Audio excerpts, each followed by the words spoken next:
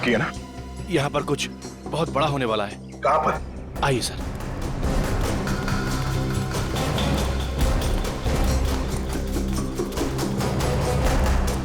Sir, इस तरफ है वो लोग।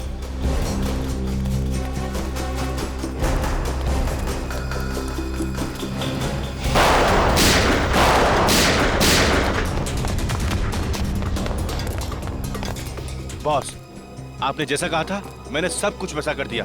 मैंने सीआईडी वालों को आपके हवाले कर दिया। अब मैं जाऊं? काम खत्म, आज भी खत्म।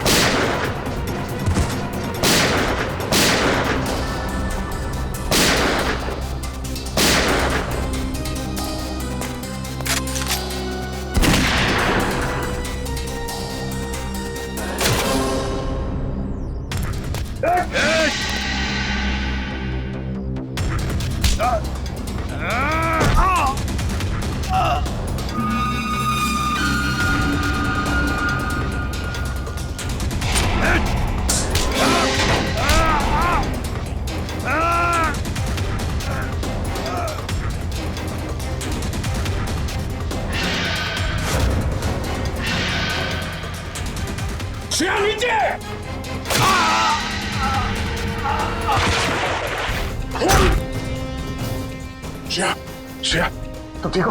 हाँ सर, मैं सर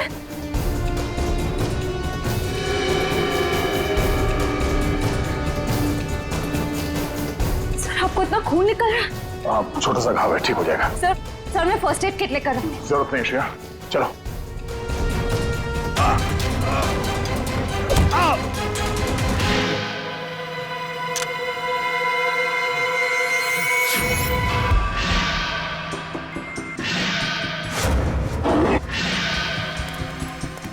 सर, क्या हुआ?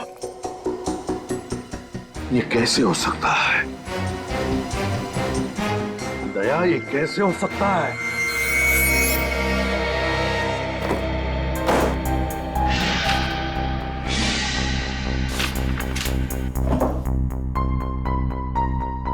रानी, एसीपी साहब को कौन सी बात परेशान कर रही है? कुछ बता भी नहीं रहे। सर, मैं पूछ के देखूं? अरे नहीं नहीं, मूड खराब है, डांट देंगे।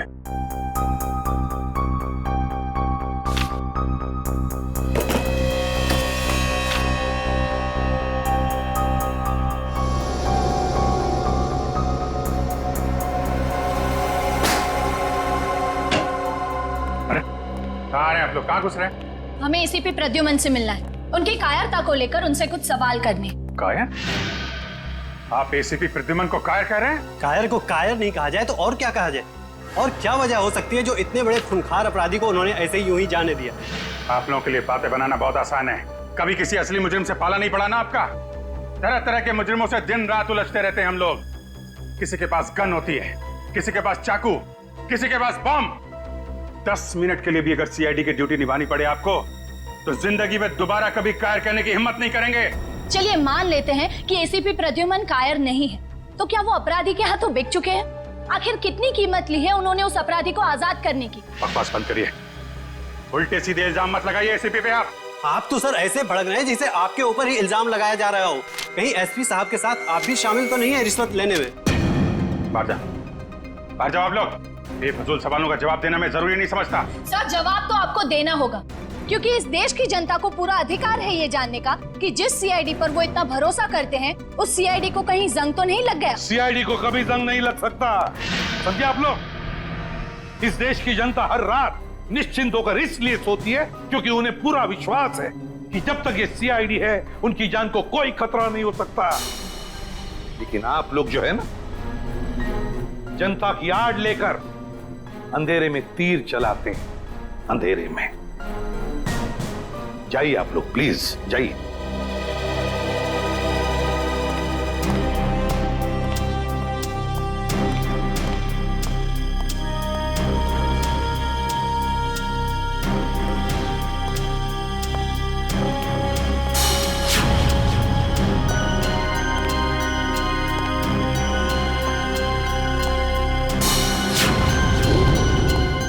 मैं ये से भी कुछ ले दे के मामला खत्म करना।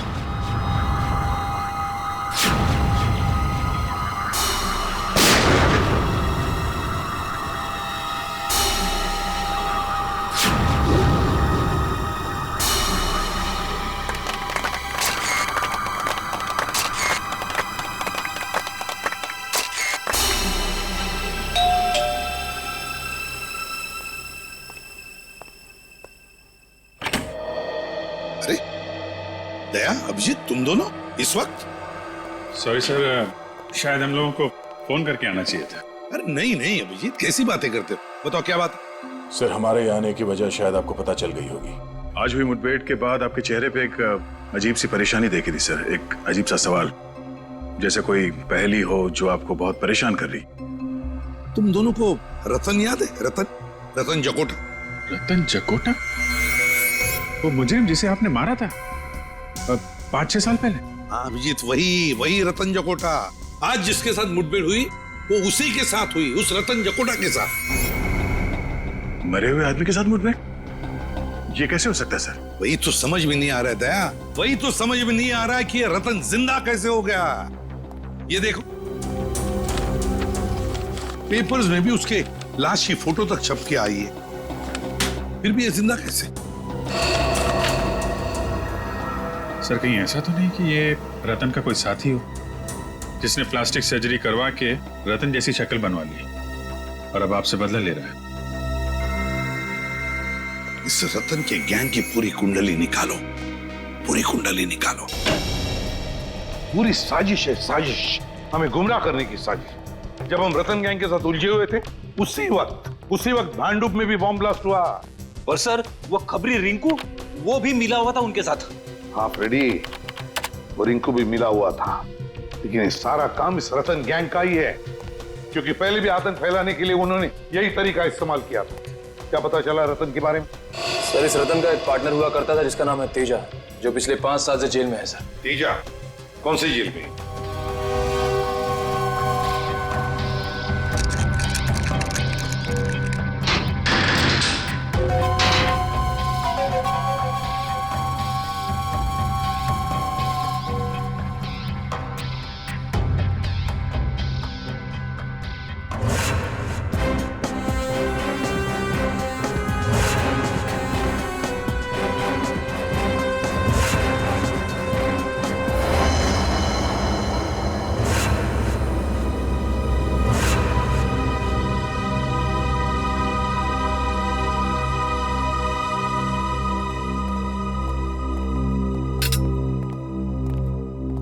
सर, ये है मिस्टर बलवंत, तेजा के वकील। मिस्टर बलवंत, ये है एसीपी प्रद्युमन।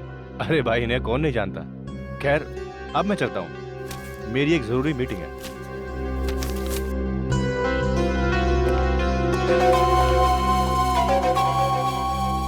कहिए एसीपी साहब, आज सीआईडी को मेरी याद कैसे आ गई?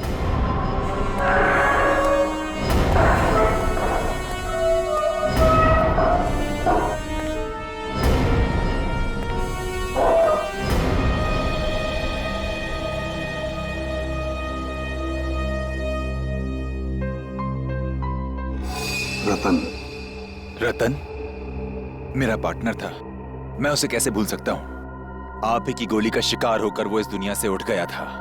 जिंदा है, जिंदा है रतन।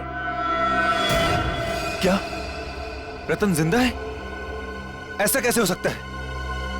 5 साल पहले आप ही ने तो गोली मारी थी उसको। हाँ, मैंने ही गोली मारी थी उसे, लेकिन कल ही देखा मैंने उसे। कैसे हो सकता है ऐसा? किसी मरे हुए आदमी को आप कैसे देख सकते हो सर? जरूर आपने उसकी आत्मा देखी होगी। मजाक करने के मूड में नहीं हूं मैं तेजा, समझे? रतन के बारे में और क्या क्या जानते हो? क्या क्या जानते हो रतन के बारे में? जल्दी बताओ। मैं कैसे कुछ जानूंगा सर? 5 साल से तो मैं यहाँ जेल की सलाखों के पीछे सड़ रहा हूँ सर। 5 साल पहले तुम दोनों जहां जहां मिलते थे, उन जगहों का नाम चाहिए मुझे। कोई एक अड्डा हो तब तो बताओ ना सर। जितनी बार वो मिलता था, हर बार अलग अलग जगह। कभी चूना भट्टी तो कभी भिंडी बाजार, कभी भिवंडी तो कभी माहिम सर। जेलर साहब, तेजा की अच्छी खातिरदारी करना।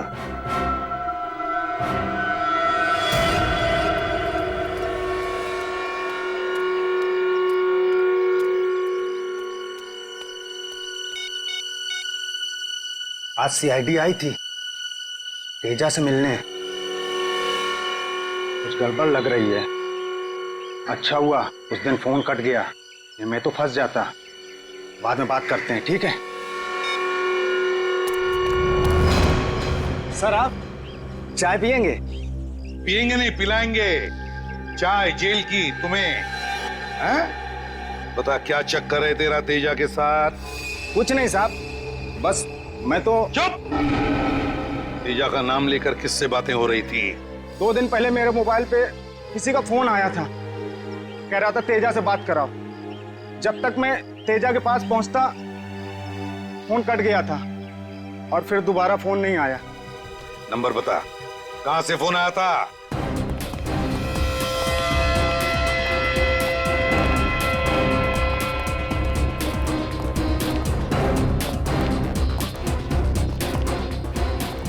इसी तरफ फोन ट्रेस हुआ है सर।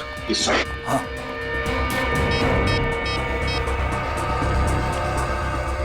अभिजीत, जिस आदमी ने चाय वाले को फोन किया था उसका फोन गोदाम नंबर 22 पर ट्रेस हुआ है। हाँ, जल्दी आना, जल्दी।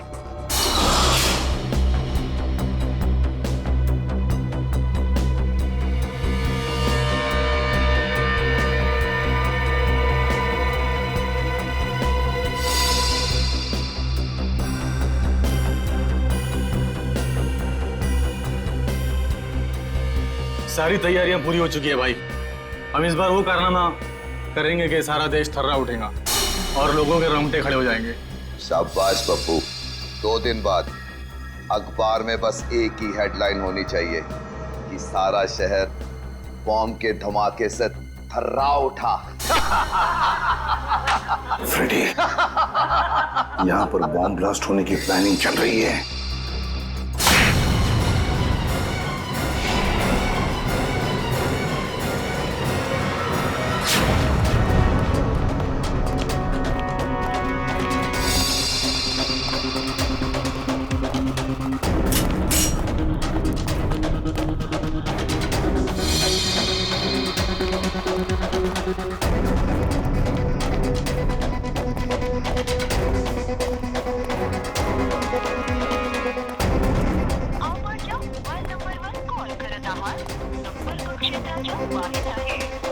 सर, ना एसीपी सर का फोन लग रहा है, ना ही फ्रेडी सर का।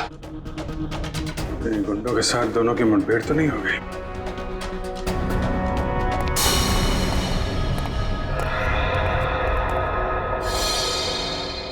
पूरा एरिया अच्छी तरीके से चेक करो।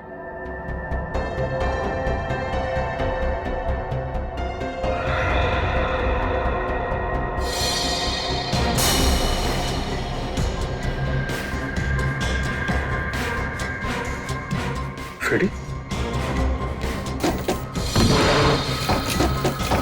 फ्रेडी? फ्रेडी? फ्रेडी उठो! फ्रेडी! फ्रेडी! एसीपी साहब मिले? नहीं सर। लगता है दोनों पे हमला किया गया है। गुंडे एसीपी साहब को ले गए और फ्रेडी को मार गए। यहाँ पे जल्दी इसको हॉस्पिटल लेके जाना होगा।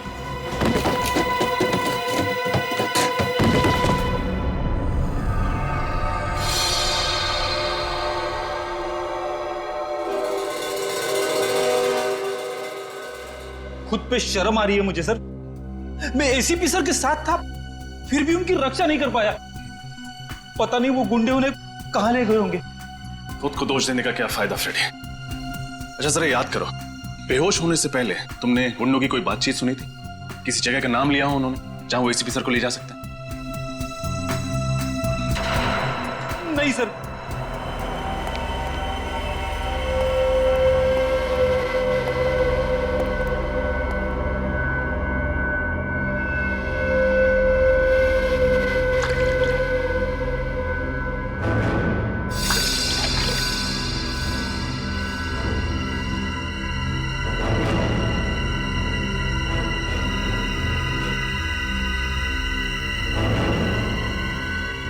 गुड मॉर्निंग एसीपी साहब, क्या हाल है?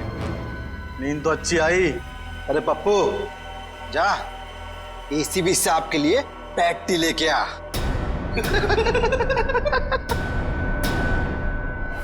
कौन हो तुम? तुम्हारी मौत। मेरी मौत? एसीपी प्रद्युमन की जिंदगी इतनी सस्ती नहीं है, समझे? कौन हो तुम? बताओ क्या चाहिए तुम्हें? हम कौन है, क्या चाहते हैं, ये तुझे बहुत जल्द पता चल जाएगा एसीपी। पहले जरा बॉस को तो आने दे। कौन है तुम्हारा बॉस? कौन है तुम्हारा बॉस? रतन? रतन है तुम्हारा बॉस? अरे इतनी भी क्या जल्दी है जानने की एसीपी साहब, अभी तो फिल्म का इंटरवल हुआ है। विलन कौन है ये तुझे क्लाइमेक्स में पता चल। फिल्म खत्म होने से पहले ही विलन खत्म हो जाएगा, समझे? रस्सी चल गई मगर तेरा बल नहीं गया एसीपी। बहुत हेगड़ी है एसीपी में। हम ही निकालेंगे।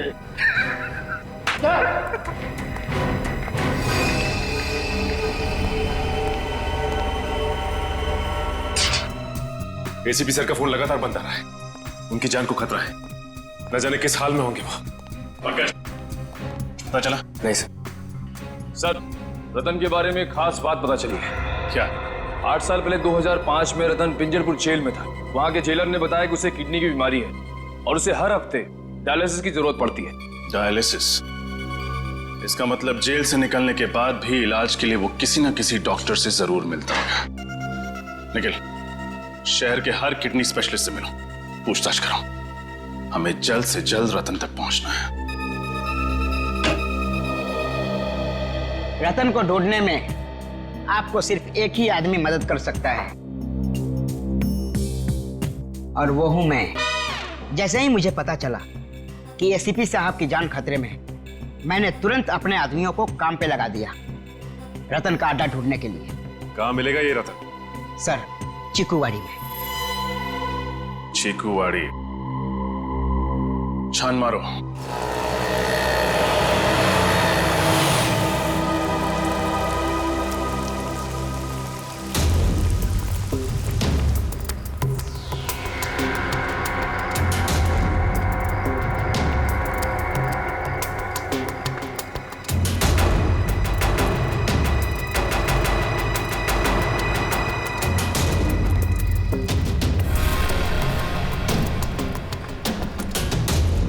सर, ये अड्डा तो काफी बड़ा है।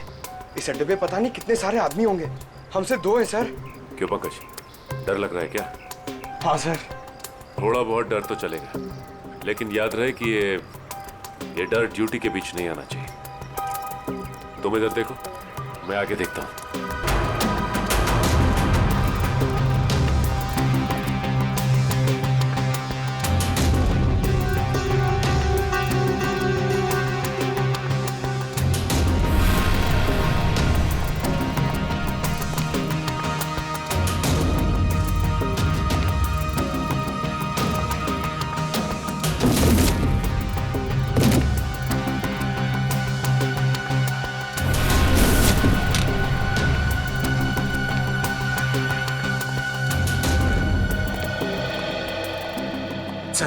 और कोई नहीं है। इसे कहते हैं खोदा पार निकला ढेचू। उसकी इंफॉर्मेशन गलत थी सर। नहीं पंकज, उसकी इंफॉर्मेशन गलत नहीं थी। ये चाय के ग्लासेस, इसका मतलब यह है कि रतन और उसके साथी यहां पे थे, लेकिन हम लोग थोड़ी देर से पहुंचे।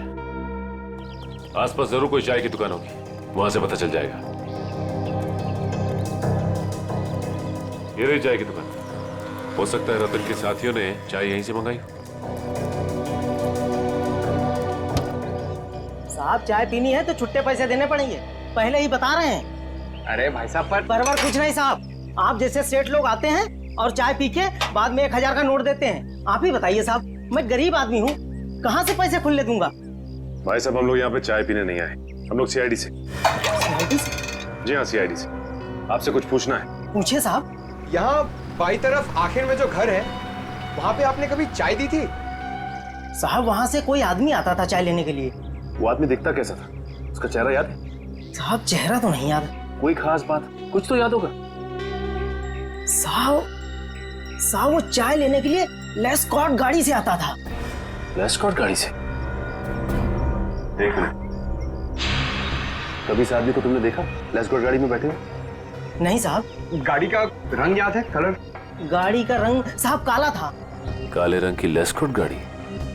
अच्छा, ये नंबर याद है तुम्हें? नंबर क्या था? अरे साहब, वो कौन सी मेरी भैंस चुरा ले गया था जो मैं उसका नंबर याद रखूं? और कुछ याद है गाड़ी के बारे में? उसकी गाड़ी का नंबर लाल था, काला सफेद नहीं था साहब। लाल रंग का इस्तेमाल तो नई गाड़ी के नंबर प्लेट के लिए किया जाता है, टीसी नंबर। सर ये है शहर के सारे किडनी स्पेशलिस्ट, और ये है डॉक्टर अविनाश जो जेल में रतन का इलाज कर रहे थे। ओ, मतलब रतन जब जेल के अंदर था तब उसका डायलिसिस आप ही करते थे? हाँ सर, मगर जेल से छूटने के बाद वो इलाज के लिए कभी आया नहीं मेरे पास। हो सकता है किसी और डॉक्टर के पास जाता रहा हो सर। ये रतन है, आप में से किसी के पास तो आता ही होगा। आपके पास? नहीं सर, मेरे पास नहीं आया था।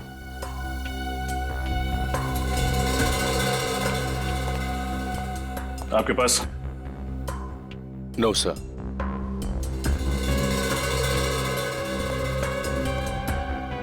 डॉक्टर देवेंद्र, फोटो देखते ही आपका चेहरा सफेद पड़ गया। आपके पास आता था? नहीं तो। डॉक्टर साहब, आपको डरने की जरूरत नहीं, जो कुछ भी है खुल के बताइए। ये बहुत खतरनाक आदमी है सर। अगर इसको पता चलेगा कि मैंने सीआईडी के सामने अपनी जुबान खोल दी है तो मुझे जान से मार देगा। देखिए, आप घबराइए मत, आपको डरने की जरूरत नहीं है। आपकी सुरक्षा की जिम्मेदारी हमारी है। आप सिर्फ ये बताइए कि ये आदमी कब आया था आपके पास? ये नहीं आया था, मैं गया था इसके पास। एक दिन अचानक मेरे घर पे कुछ गुंडे आए और मुझे जबरदस्ती उठा के ले गए इसके चेकअप के लिए। कहाँ ले गए थे वो आपको? पता नहीं सर, उन लोगों ने मेरी आंखों में पट्टी बांध दी थी। बड़ी अजीब सी जगह थी। कुछ तो याद होगा आपको, कैसी थी वो जगह? या फिर कुछ भी अजीब लगा हो आपको, या कोई आवाज? हाँ सर, मुझे उस जगह पे एरोप्लेन के उड़ने की आवाज आ रही थी हर 5 मिनट बाद। एरोप्लेन की आवाज? मतलब वो जगह एयरपोर्ट के आसपास है। पूरा एरिया छान मारेंगे। और उस चाय वाले ने बताया था ना, काली लेस्कॉट गाड़ी के बारे में, जिसका नंबर प्लेट लाल रंग का है। ऐसी गाड़ी कौन चलाता है ये आरटीओ से पता चल जाएगा।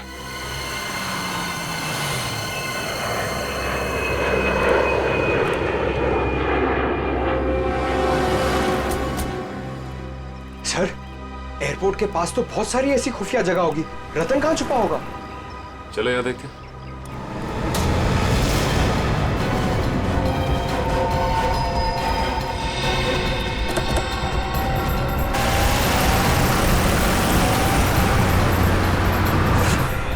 बाद में।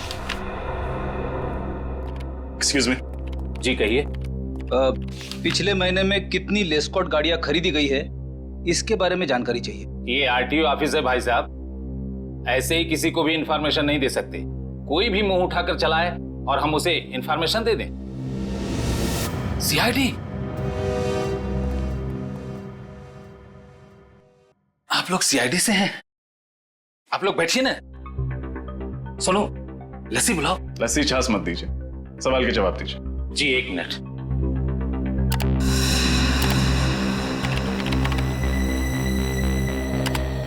पिछले महीने में कुल 8 लेस्कॉट गाड़ियां खरीदी गई थी। 8? उनमें से काली रंग की कितनी थी? कुल 5 गाड़ियां थी मैडम। 5 काली लेस्कॉट गाड़ियां। ये पांचों गाड़ियां किस किस ने खरीदी हैं? राजीव, सरताज, आर्यन, बलवंत कुमार। बलवंत कुमार तो तेजा का लॉयर है ना, उसका केस लड़ रहा है। हाँ सर। इस बलवंत कुमार का एड्रेस क्या है? पूरा घर अच्छे से छान मारो।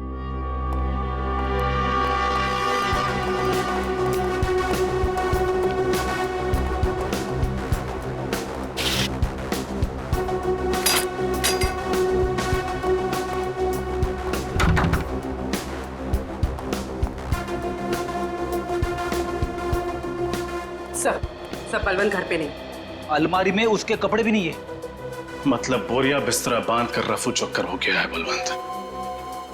एयरपोर्ट, रेलवे स्टेशन, सभी चेकनाकों पर खबर कर दो। बलवंत बचकर भागना नहीं चाहिए।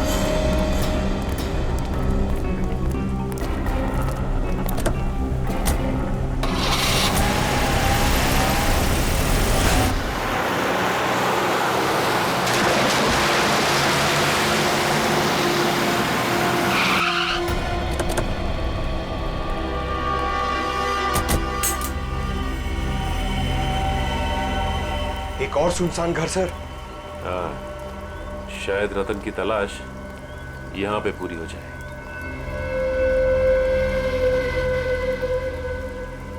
सर दरवाजा तो खुला हुआ है। हाँ,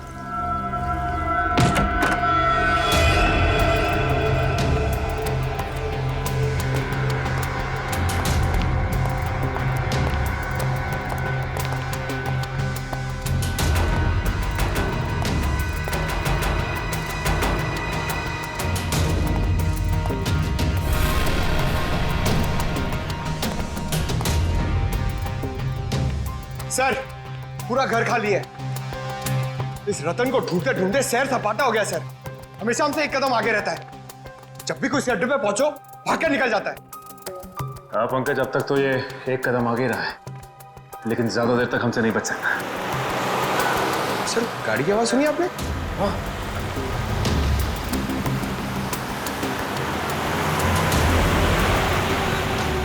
गाड़ी लेस्कॉट, ये गाड़ी तो उस वकील बलवंत की है। जरूर ये बलवंत रतन के बारे में जानता होगा। Hello Abhijit sir. शेर दहाड़ा तो नहीं ना? सीआईडी का शेर है, बहुत जोर जोर से दहाड़ा, मगर अब शांत बैठा है बेचारा। Very good.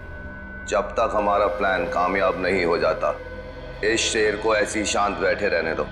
एसीपी की शांति और हमारे बम का धमाका, क्या मस्त कॉम्बिनेशन है ना? बॉस बम लगा दिया ना? हाँ, बस अब ब्लास्ट होने की देरी है। बम! लोग तो मरेंगे ही मरेंगे, देश की उम्मीद भी मर जाएगी।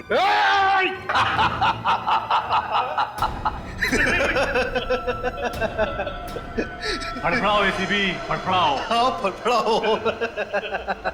ये सीआईडी का सबसे खतरनाक खिलाड़ी है, इस पे नजर रखना। अगर ये पिंजरे से फुर्र हो गया ना तो हम सब मारे जाएंगे, समझे? नजर रखना इस पर, नजर।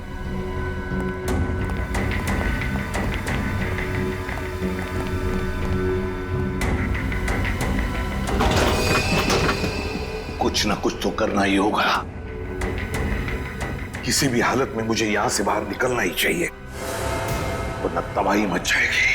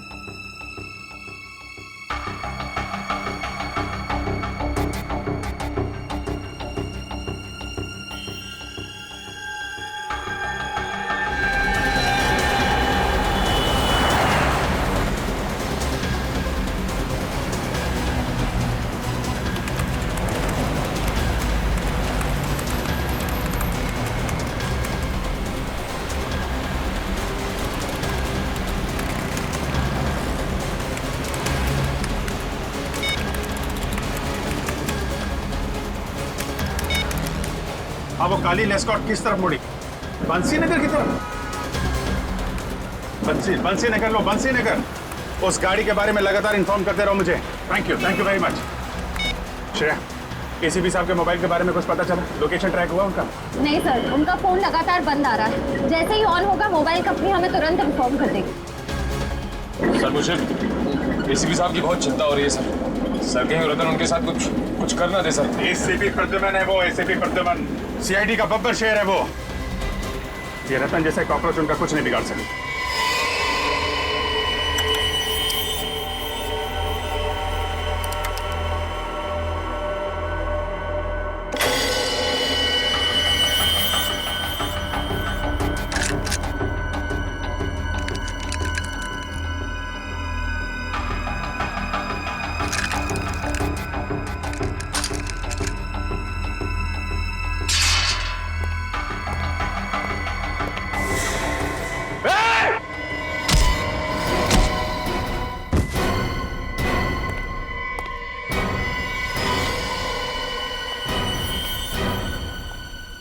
Pappu ACP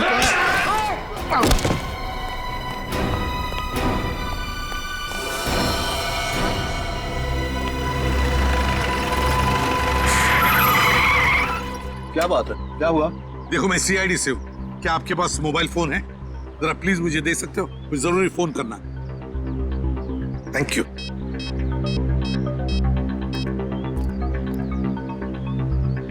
hello Abhijit. Hello sir. Sir आप कहाँ हैं सर? मेरी बात ध्यान से सुनो। देखो शहर में एक बहुत बड़ा बॉम्ब ब्लास्ट होने वाला है। हजारों लोगों की जाने जा सकती है। किसी भी हालत में हमें ये ब्लास्ट रोकना ही होगा। Oh my God. आपको कुछ पता है सर ये बॉम्ब कहाँ फटने वाला है?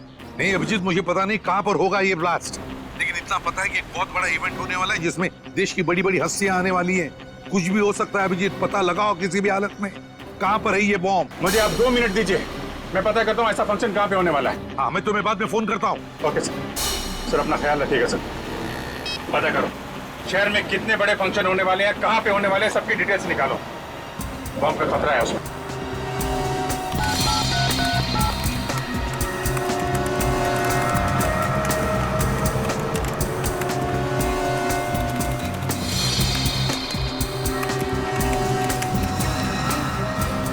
ठीक है सर, अंधेरी में एक फंक्शन है जो आर्मी ऑफिसर्स की शान में रखा गया है। सर दूसरा फंक्शन जूम है, वहाँ पे मेडिकल कॉन्फ्रेंस है। देश विदेश के बड़े बड़े न्यूरोलॉजिस्ट अपना रिसर्च शेयर करने के लिए आए। जूम है सर एक फंक्शन तो बड़ा ही हाई प्रोफाइल अवार्ड फंक्शन है सर। कौन सा? इस फंक्शन में देश को तरक्की की राह पे ले जाने वाले लोगों को सम्मानित किया जाएगा। बड़ी बड़ी हस्तियां आएगी वहाँ पे, इंडस्ट्रियलिस्ट, बिजनेसमैन, पॉलिटिशियंस, खिलाड़ी, फिल्म स्टार्स वगैरह। यही फंक्शन है फ्रेडी, यही फंक्शन है। कहाँ पे होने वाला है? इंडस्ट्रियलिस्ट, बिजनेसमैन, पॉलिटिशियंस, खिलाड़ी, फिल्म स्टार्स वगैरह। यही फंक्शन है फ्रेडी, यही फंक्शन है। कहाँ पे होने वाला है? इसी कला केंद्र। ठीक है तुम जल्दी से जल्दी वहाँ पहुँच जाओ, मैं भी वहीं पे मिलता हूँ तुम्हें। केपी कला केंद्र लेना जल्दी, केपी कला केंद्र।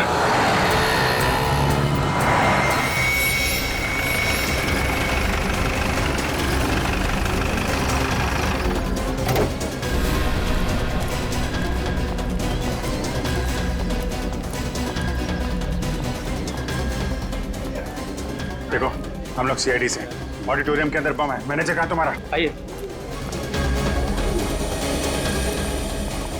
मैनेजर साहब। हाँ दीपक, सर सीआईडी ये लोग कह रहे हैं कि ऑडिटोरियम में बॉम्ब है सर। बॉम्ब? हाँ। कहीं ये काम उन इलेक्ट्रिशियन का तो नहीं? इलेक्ट्रिशियन? हाँ सर। कौन है वो? कल 4 इलेक्ट्रिशियन आए थे सर, बड़ा सा बॉक्स लेकर के। कह रहे थे कि मेकअप रूम के सारे इलेक्ट्रिक वायर्स चेक करने हैं। मुझे लग रहा है कि उन्होंने ये गड़बड़ की है। कहाँ? मेकअप रूम कहाँ? दिखाइए जरा। सर इधर है, आइए सर। सर इसी तरफ। कहाँ पे है? यही सर, यही वो।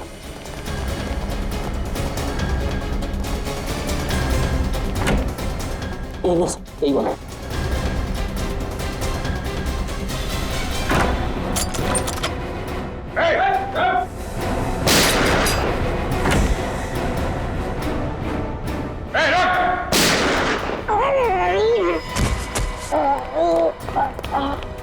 सीआईडी को फंसाएगा?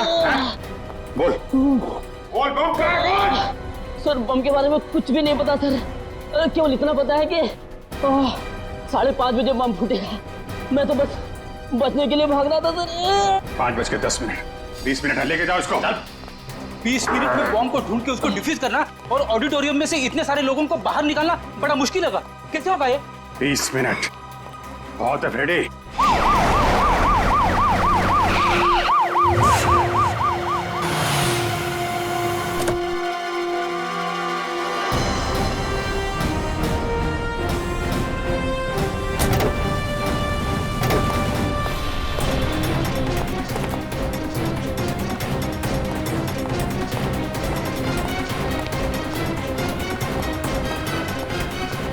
बिल्डिंग का चप्पा चप्पा छान मारो, लोगों को ऑडिटोरियम में से बाहर निकालो पीछे वाले दरवाजे से। अभिजीत चलो जल्दी। आइए इस तरफ राइट में, आराम से आराम से।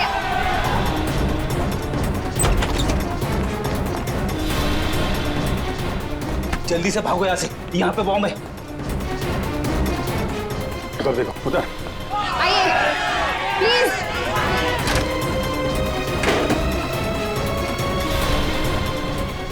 जरा ये देना।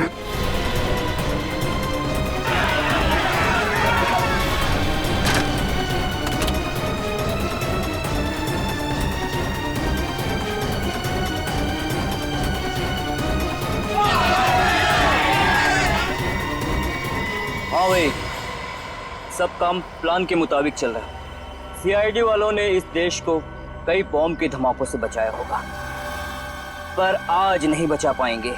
आज एक बार इस देश में फिर दिवाली होगी, आंसुओं की दिवाली।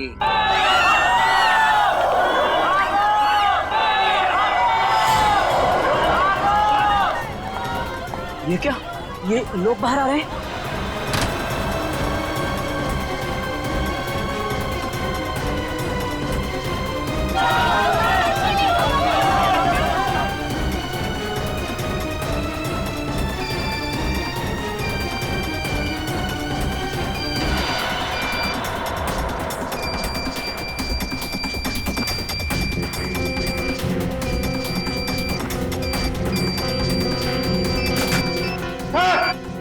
हाँ अभिजीत,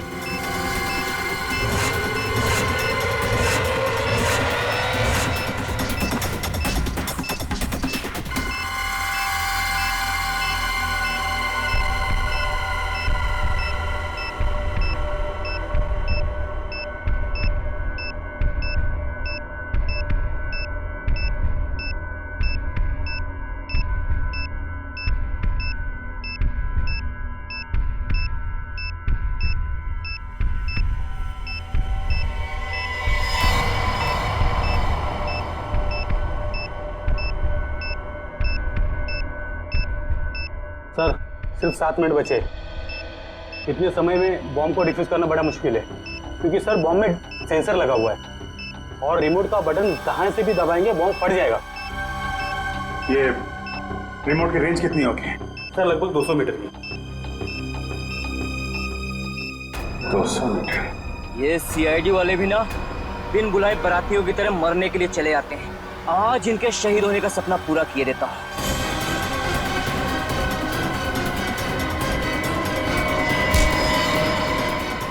इस देश की नींव इतनी कमजोर नहीं कि तेरे जैसे हल्के हवा के झोंके उसे हिला सकें।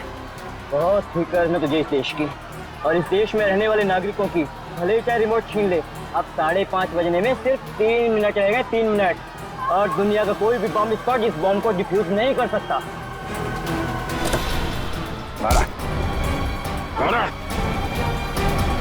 3 मिनट है ना? 3 मिनट में तो तुझे मैं 30 बार ऊपर भेजूंगा। बोल, बॉम्ब कैसे डिफ्यूज करते हैं? बोल। बॉम्ब के ऊपर लगी प्लेट को सुपर मैग्नेट से कनेक्ट करेंगे तो बॉम्ब का सर्किट ब्रेक हो जाएगा और डिफ्यूज हो जाएगा।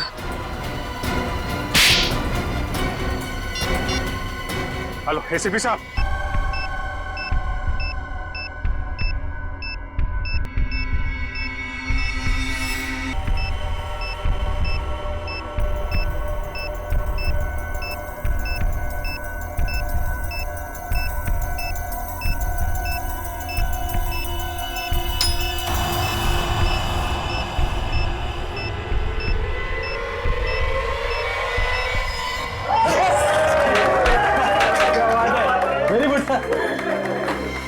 बलवंत, मेरा ये देश छोड़ने का जल्दी से जल्दी इंतजाम करो। अभी तक तो बॉम्ब ब्लास्ट भी हो गया होगा। इस देश में 1 मिनट भी रहना मेरे लिए खतरे से खाली नहीं है। उसकी फिक्र तुम मत करो।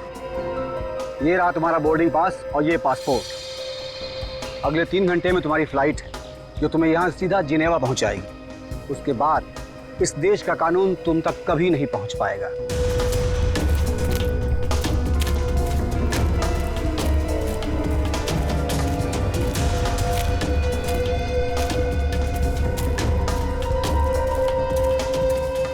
तो यहाँ क्या कर रहा है? तुझे तो प्लान के मुताबिक इस वक्त प्लान के मुताबिक तो बहुत कुछ करना चाहते थे तुम। सीआईडी वालों ने आज तक बड़े बड़े प्लान्स की खिचड़ी बनाकर उन्हीं को खिला दी है जिन्होंने प्लान्स बनाए थे, समझे?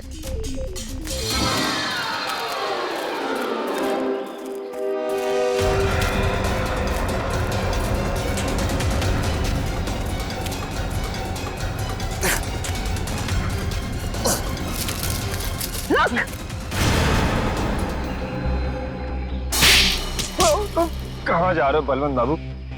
कोर्ट नहीं जाना?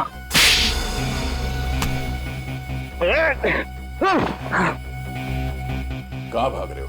हाँ? तुझसे तो हमें पिछले 5 साल का हिसाब लेना है। 5 साल पहले जिसको आपने गोली मारी थी वो मैं नहीं, मेरा भाई था। क्या? तुम्हारा भाई था? हाँ, मेरा जुड़वा भाई। कानून को ये नहीं पता था कि कोई मेरा जुड़वा भाई है, और आप लोगों को लगा रतन मर चुका है। और तुमने सोचा क्यों ना इस बात का फायदा उठाया जाए। तुम कई साल तक अंडरग्राउंड रहे और प्लान बनाने लगे, देश में आतंक मचाने का प्लान। हाँ, मैं चाहता था पहले बॉम्ब के जरिए हजारों बेगुनाहों को मारता और फिर एसीपी प्रद्युम्न को तड़पा तड़पा के मारता ताकि मेरे भाई की आत्मा को शांति मिल सके। मगर तुम जैसे मच्छर सच्चाई के रास्ते पर चलने वालों का बाल तक बाका नहीं कर सकते, समझे? फांसी के फंदे पर लटकने की तैयारी करो। अपने भाई से नहीं मिलोगे, हाँ?